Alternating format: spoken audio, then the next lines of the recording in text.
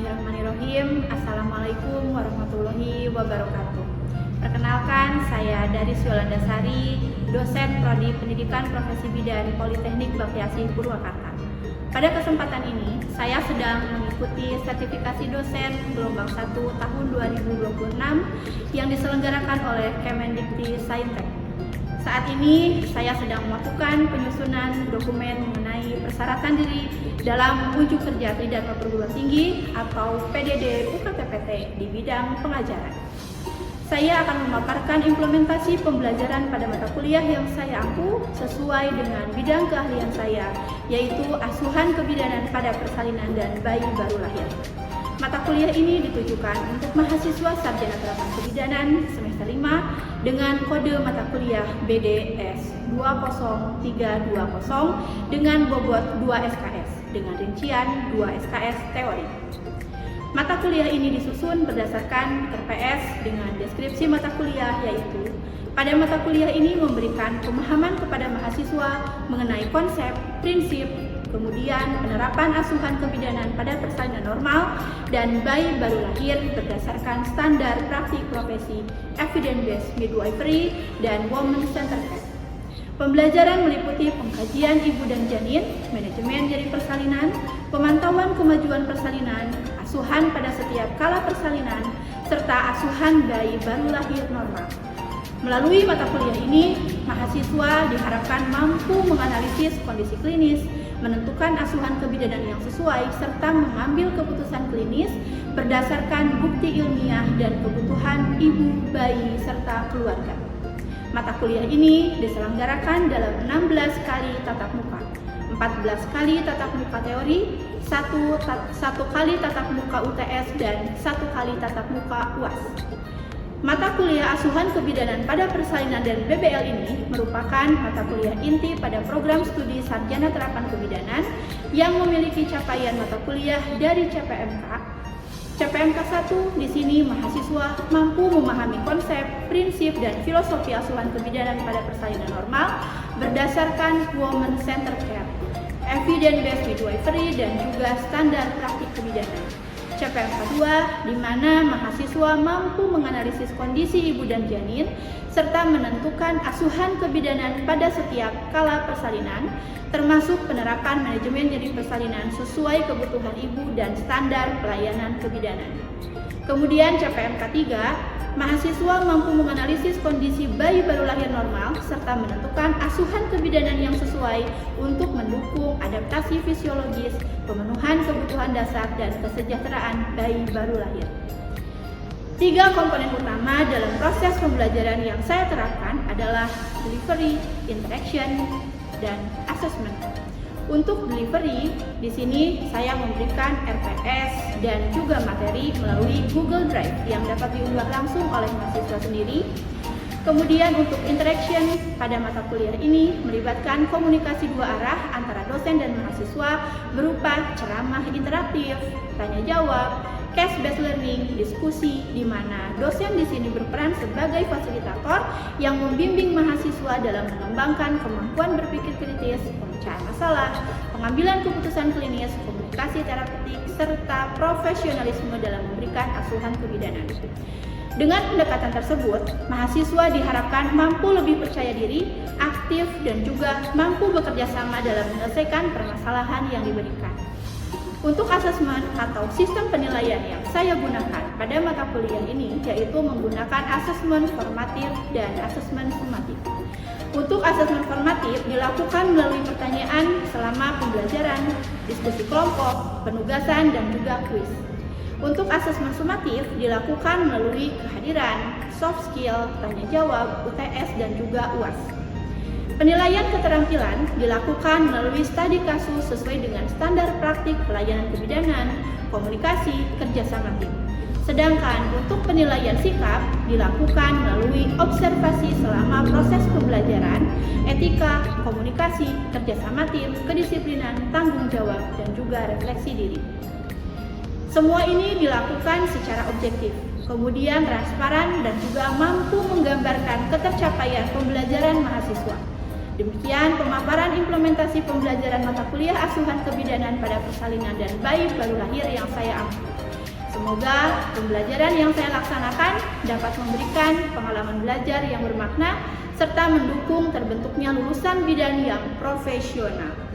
Berikut video asuhan kebidanan dan persalinan pada bayi baru lahir dengan materi pertemuan 5. Selamat menyaksikan.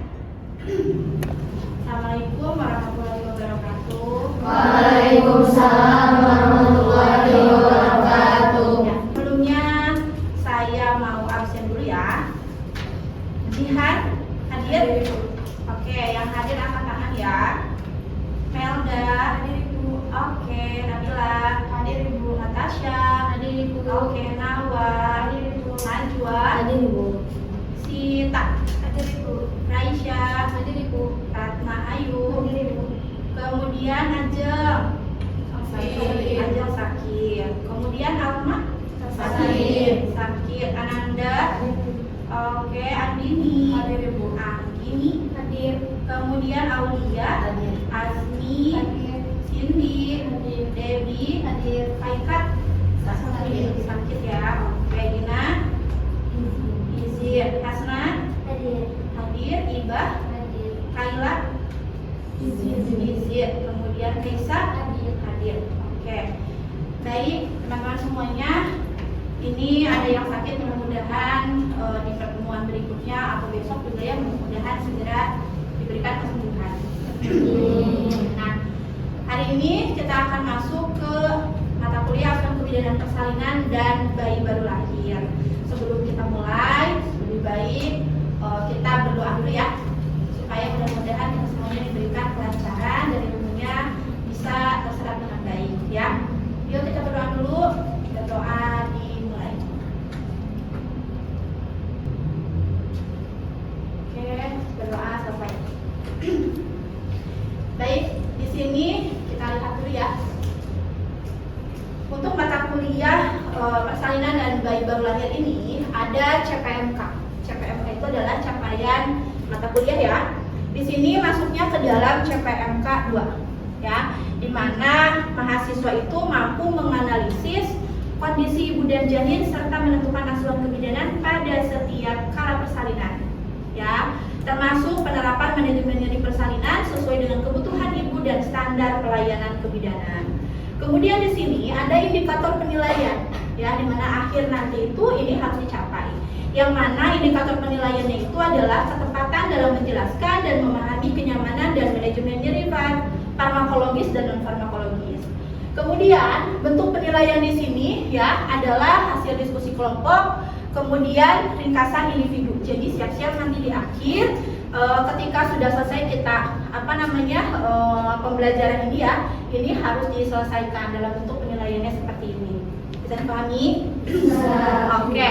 Nah, sebelum kita masuk ke pertemuan yang saat ini, yang pertemuan sebelumnya apakah ada yang masih ingat? Ada. Terkait dengan apa?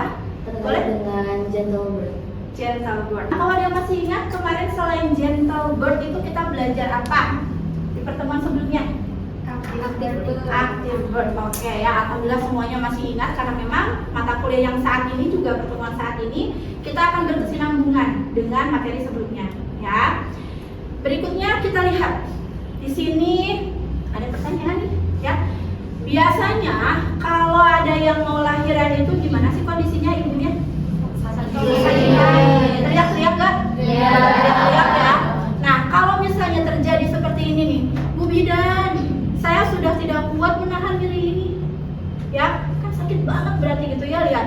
Dari mukanya aja seperti ini, tapi Bu Bidannya gimana kondisinya? Senang ya kan? Mau gak jadi seperti itu? Mau. Jangan sampai datang pasien seperti ini, akhirnya kalian ikut-ikutan tegang, ikut-ikutan nangis, tidak ya? Nah, menurut kalian di sini, menurut teman-teman di sini, apa saja sih upaya yang dapat dilakukan bidan untuk membantu mengurangi nyeri persalinan selain pemberian obat? Ada nggak sih yang bisa mengurangi nyeri tanpa kita memberikan obat? Ada. Nah, apa contohnya? Oke, teknik pernapasan bagus. Jebol. Akupresur. Oke, terus? Nah, ada lagi? Cukup ya, seperti itu. Oke, luar biasa sekali, berarti RPS-nya dibaca ya.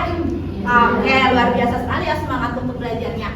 Baik, kita lihat di sini ya, Jadi seperti tadi pertanyaannya itu, Bu Bidan, saya sudah tidak kuat menahan nyeri gitu kan, apa yang harus dilakukan ini gitu ya? Ada nggak sih yang diberikan selain kita harus memberikan obat? Kan kalau ada obat berarti apa sih, ada resikonya tidak? Ada ya. Tapi kalau untuk kita memberikan tanpa obat, minim nggak resikonya? Minim ya. Nah, di sini mari berbagi pendapat. Kita lihat di sini bahwa itu ada teknik relaksasi dan pernafasan. Tadi betul ya yang disampaikan. Kemudian ada apa lagi? Ada pijat atau masas. Ada yang sudah pernah masas? Pernah ya? Enak gak rasanya? Enak. Apalagi ini ketika dilakukan pada ibu hamil ataupun ibu bersalin ya. Nah, kemudian di sini perubahan posisi dan juga bird ball. Nah, seperti ini. Sudah pernah lihat kan ya bolanya? Sudah ya. Nah, kemudian aromaterapi. Ada juga akupresur dan teknik lainnya. Nah, yang perlu diingat ini apa? Apa yang perlu diingat di sini? Ya. Jadi kalau misalnya ada nyeri itu normal tidak? Kalau ada, jangan kaget. Kalau misalnya memang ada nyeri ya bagus nggak? Bagus. Tapi bagaimana cara kita nanti pada saat ibu ini merasa kesakitan, gimana caranya agar dia bisa turun rasa sakitnya, ya? Nah, berikutnya kita lihat lagi. Ini adalah nyeri persalinan, ya. Apa itu nyeri persalinan? Ada yang bisa membantu menjelaskan? Apa itu nyeri persalinan? Silakan. Ayo, boleh silakan. Nyeri persalinan adalah pengalaman sensorik dan emosional yang muncul akibat kontraksi uterus, dilatasi serviks, peregangan segmen bawah rahim, penekanan jaringan panggul, serta faktor psikologis selama proses persalinan. Oke, kemudian intensitas dari nyeri itu tentunya berbeda pada setiap ibu, betul nggak? Betul. Kalian mengalami disminor, betul? Betul. Satu orang dengan orang yang lainnya sama tidak? Tidak. Ada yang bahkan sampai tidak bisa masuk kelas, nggak bisa masuk kuliah. Ada juga yang mungkin bisa sampai pingsan. Ada nggak di sini? Nah, ya, jadi yang namanya intensitasnya itu pasti berbeda. Salah satunya adalah tadi ketika disminor aja kita merasakan sakit yang berbeda-beda, apalagi ketika mau lahiran, ya. Tapi bukan berarti ketika yang tidak merasakan nyeri itu dia sebetulnya sama sekali tidak merasakan gitu ya. Tetap aja ada rasa sakit yang dirasakan, tetapi dia intensitasnya dia berbeda dengan yang lainnya. Ya, bisa dipahami? Bisa. Oke. Nah, kemudian di sini ya, menurut International Association for the Study of Pain gitu ya, di sini bahwa nyeri ini merupakan pengalaman sensorik ya dan emosional yang tidak menyenangkan yang berhubungan dengan kerusakan jaringan aktual maupun potensial. Kalau menyenangkan, dia akan sakit tidak? Tidak, dia pasti akan bahagia, berarti tidak sakit ya. Oke. Nah, dampaknya apa? Tentu pasti akan ada dampak.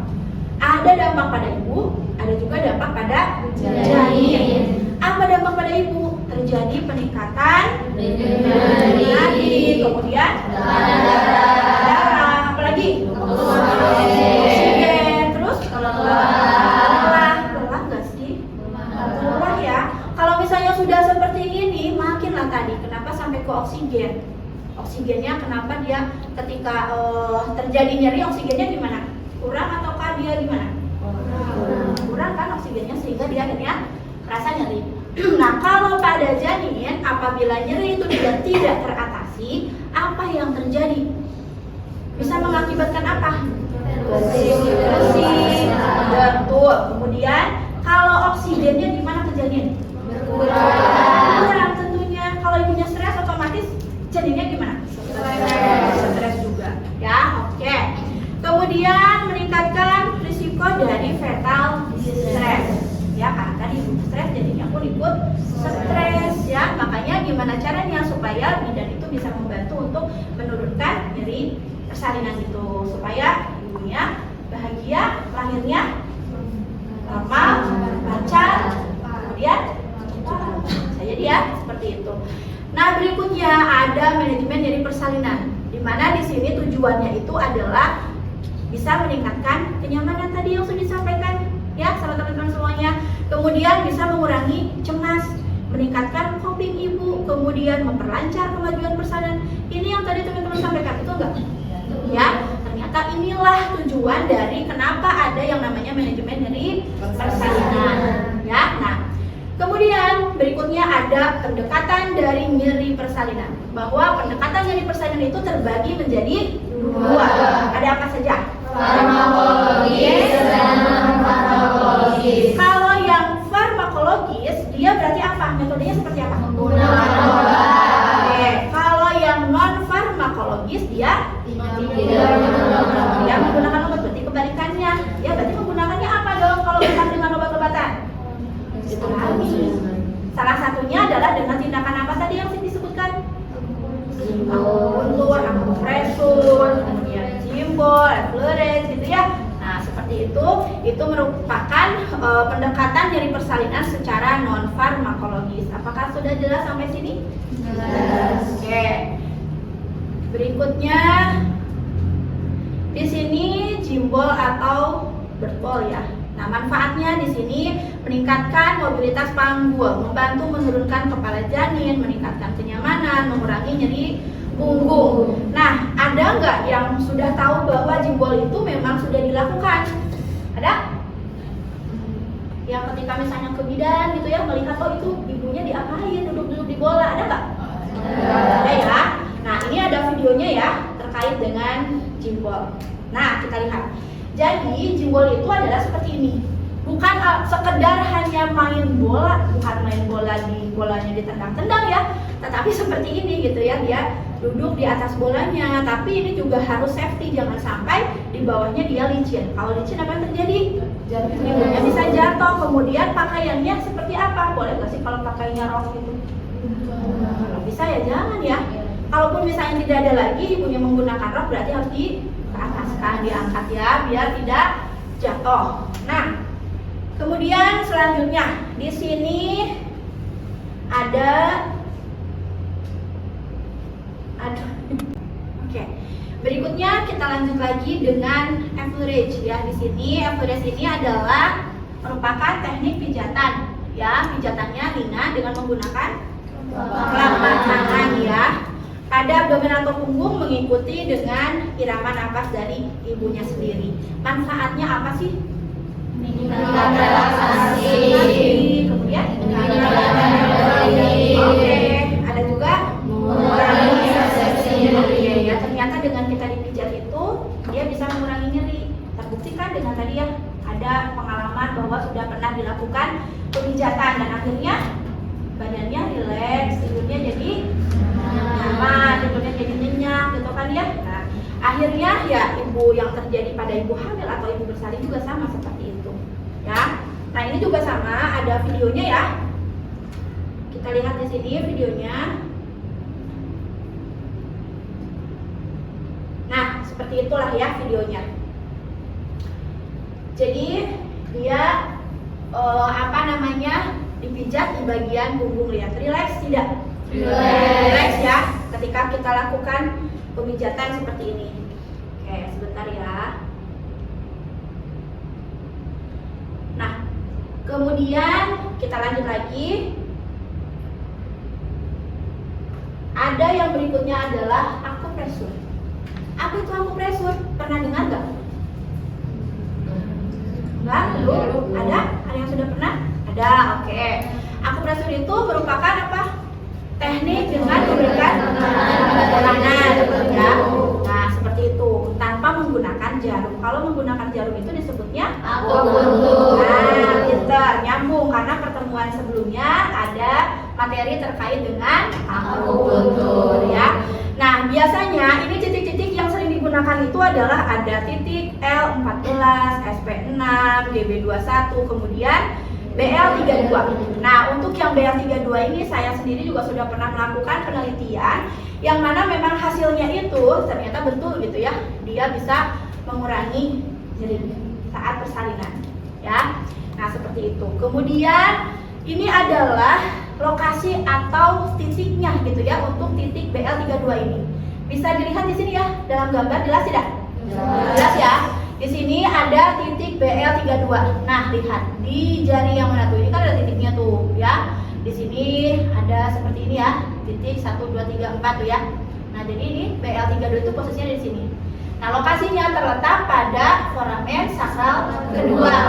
Ya, bagaimana dengan mekanisme kerjanya? Bahwa ternyata dengan kita melakukan titik pada BL32 ini akan merangsang pelepasan dari endorfin. Kemudian bisa meningkatkan relaksasi. Kemudian mengurangi transmisi dari dirinya sendiri. Ya, kemudian memperbaiki dari aliran darah. Berikutnya mendukung persalinan. Oke, bisa dipahami sampai sini? Bisa ya. Nah, ini ada evidence based midwifery-nya ya. Jadi berbagai penelitian itu gitu ya menunjukkan bahwa akupresur pada titik BL32 itu dapat membantu menurunkan intensitas nyeri persalinan dan meningkatkan kenyamanan ibu apabila dilakukan dengan teknik yang benar. Jadi kalau misalnya kita lakukan titik BL32 tetapi tekniknya salah, berhasil nggak? Enggak. Terus kitanya belum pelatihan, bisa nggak? Enggak. Tapi kalau misalnya memang kita sudah pelatihan, sudah betul-betul tersertifikasi juga ya, itu dia bisa gitu ya melakukan ini. Nah, kemudian juga harus tetap memperhatikan kondisi dari ibu. Jadi nggak salah-salah, dilihat dulu kondisi ibunya bagaimana. Kalau misalnya ibunya perdarahan, apakah kita lakukan akupresur dulu? Kalau lahirannya dia di TPMB, dia perdarahan, Bu sini saya akupresur dulu gitu nggak? Enggak ya. Tetapi kita langsung lakukan rujukan kan kalau misalnya kasusnya sudah seperti kejadian seperti tadi ya. Masalah. Nah, ini sudah ada di jurnalnya ya, sudah ada banyak hasil penelitian terkait dengan manajemen nyeri tadi ya. Kalau untuk yang obat-obatan kan memang tidak ini ya, sudah banyak gitu dan sudah tidak asing lah kalau untuk yang menggunakan anestesi.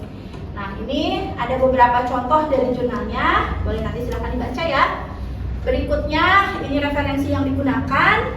Kemudian ini ada tugas seperti yang tadi sudah disampaikan di awal bahwa ini harus dikerjakan.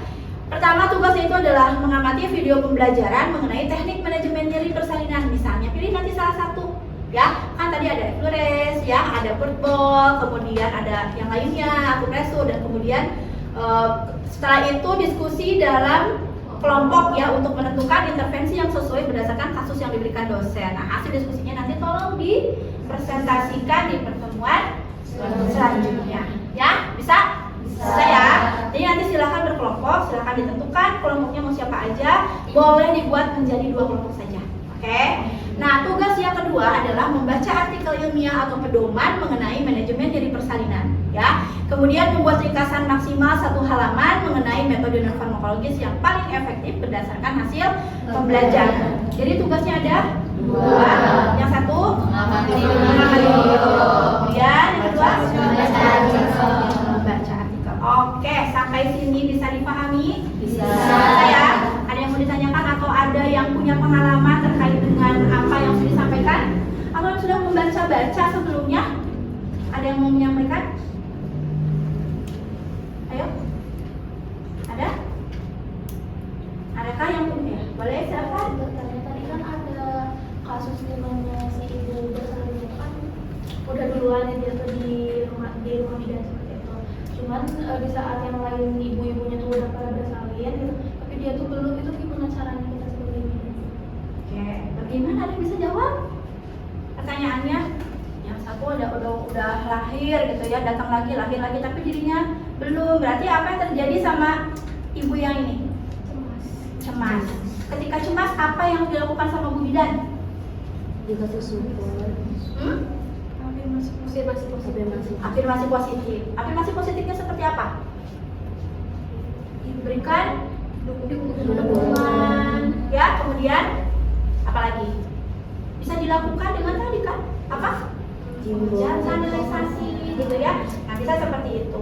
Karena yang namanya stres otomatis itu akan mempengaruhi ke janin. Ya, kalau misalnya punya stres pasti ujung-ujungnya tadi bisa aja di stres. Kalau udah di stres otomatis dari yang tadinya dia bisa lahiran normal, ujung-ujungnya harus dirujuk. Ya, seperti itu. Sudah bisa dipahami? Saya? Oke, ada lagi? Bisa dipahami semuanya? Bisa.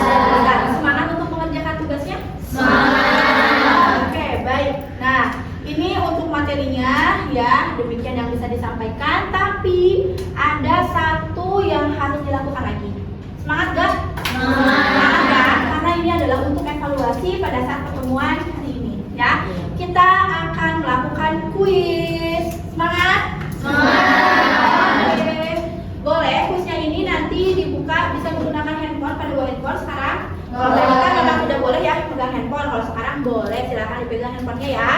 Karena kita akan masuk ke kuis. Kuisnya ini menggunakan ini ya. Sebentar.